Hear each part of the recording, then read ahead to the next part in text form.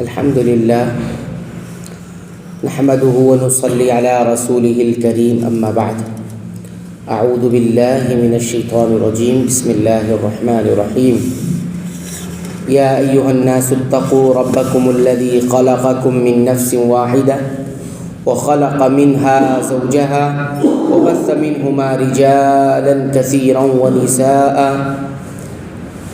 واتقوا الله الذي تساءلون به والأرحام إن الله كان عليكم رقيبا۔ سورہ نساء آیت نمبر 1۔ اے لوگو، اپنے پروردگار سے ڈرو جس نے تمہیں ایک جان سے پیدا کیا، اسی سے اس کی بیوی کو پیدا کر کے ان دونوں سے بہت سے مرد اور عورتیں پھیلا دیں۔ اس اللہ سے ڈرو جس کے نام پر ایک دوسرے سے مانگتے ہو، اور رشتے ناطے توڑنے سے بھی بچو، بے شک اللہ تعالیٰ تم پر نگہبان ہے۔ ایک جان سے مراد ابو البشر حضرت آدم علیہ السلام ہے، اور خلق منہا زوجہا میں منہا سے وہی جان یعنی آدم علیہ السلام مراد ہے، اور آدم سے ان کی زوجہ بیوی حضرت حوا کو پیدا کیا۔ حضرت حوا حضرت آدم سے کس طرح پیدا ہوئی اس میں اختلاف ہے۔ حضرت ابن عباس رضی اللہ تعالی عنہ سے قول مروی ہے کہ حضرت حوا مرد یعنی آدم علیہ السلام سے پیدا ہوئی، یعنی ان کی بائیں پسلی سے۔ ایک حدیث میں کہا گیا ہے کہ عورت پسلی سے پیدا کی گئی، اور اس پسلی میں سب سے ٹیڑھا حصہ اس کا بالائی حصہ ہے۔ اگر اسے سیدھا کرنا چاہے تو توڑ بیٹھے گا، اور اگر اس سے فائدہ اٹھانا چاہے تو کجی کے ساتھ ہی فائدہ اٹھا سکتا ہے۔ بعض علماء نے اس حدیث سے استدلال کرتے ہوئے ابن عباس رضی اللہ تعالیٰ عنہ سے منقول رائے کی تائید کی ہے۔ قرآن کے الفاظ خلق منہا سے اسی موقف کی تائید ہوتی ہے۔ حضرت حوا کی تخلیق اسی نفس واحدہ سے ہوئی ہے جسے آدم کہا جاتا ہے۔ والارحام کا عطف اللہ پر ہے، یعنی رحموں یعنی رشتے ناتوں کو توڑنے سے بھی بچو۔ ارحام رحم کی جمع ہے، مراد رشتے داریاں ہیں جو رحم مادر کی بنیاد پر ہی قائم ہوتی ہیں۔ اس سے محرم اور غیر محرم دونوں رشتے مراد ہیں۔ رشتوں ناتوں کا توڑنا سخت کبیرہ گناہ ہے جسے قطع رحمی کہتے ہیں۔ احادیث میں قرابت داریوں کو ہر صورت میں قائم رکھنے اور ان کے حقوق ادا کرنے کی بڑی تاکید اور فضیلت بیان کی گئی ہے، جسے صلہ رحمی کہا جاتا ہے۔ وَآتُوا الْيَتَامَىٰ أَمْوَالَهُمْ وَلَا تَتَبَدَّلُوا الْخَبِيثَ بِالطَّيِّبِ وَلَا تَأْكُلُوا أَمْوَالَهُمْ إِلَىٰ أَمْوَالِكُمْ إِنَّهُ كَانَ حُوبًا كَبِيرًا۔ اور یتیموں کا مال ان کو دے دو، اور حلال چیز کے بدلے ناپاک اور حرام چیز نہ لو، اور اپنے مالوں کے ساتھ ان کے مال ملا کر نہ کھاؤ، بے شک یہ بہت بڑا گناہ ہے۔ یتیم جب بالغ اور باشعور ہو جائیں تو ان کا مال ان کے سپرد کر دو۔ خبیث سے گھٹیا چیزیں اور طیب سے عمدہ چیزیں مراد ہیں، یعنی ایسا نہ کرو کہ ان کے مال سے اچھی چیزیں لے لو اور محض گنتی پوری کرنے کے لیے گھٹیا چیزیں ان کے بدلے میں رکھ دو۔ بدلایا گیا مال جو اگرچہ اصل میں طیب پاک اور حلال ہے، لیکن تمہاری اس بددیانتی نے اس میں خباثت داخل کر دی، اب وہ طیب نہیں رہا یعنی پاک نہیں رہا، بلکہ تمہارے حق میں وہ خبیث ناپاک اور حرام ہو گیا۔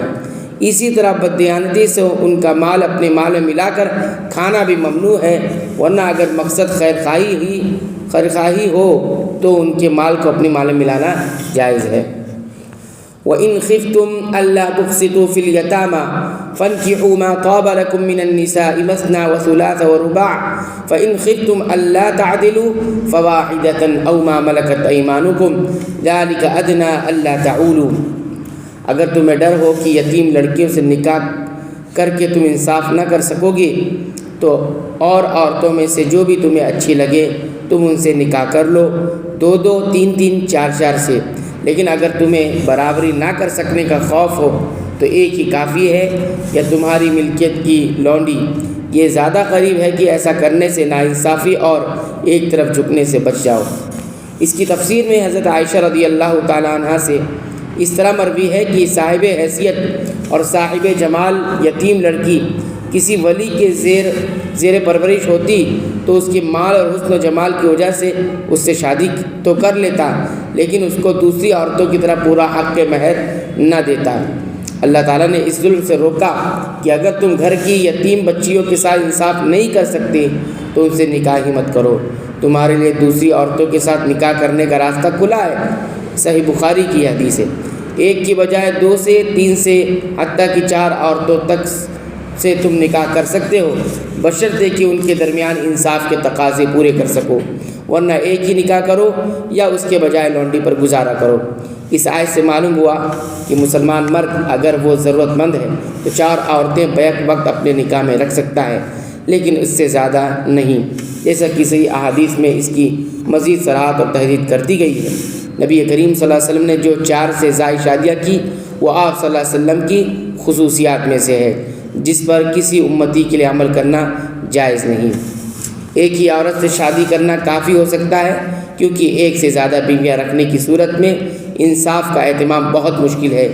جس کی طرف قلبی میلان زیادہ ہوگا، دل جھکا ہوگا، ضروریات زندگی کی فراہمی میں زیادہ توجہ بھی اسی کی طرف ہوگی، یوں بیویوں کے درمیان وہ انصاف کرنے میں ناکام رہے گا اور اللہ کے یہاں مجرم قرار پائے گا۔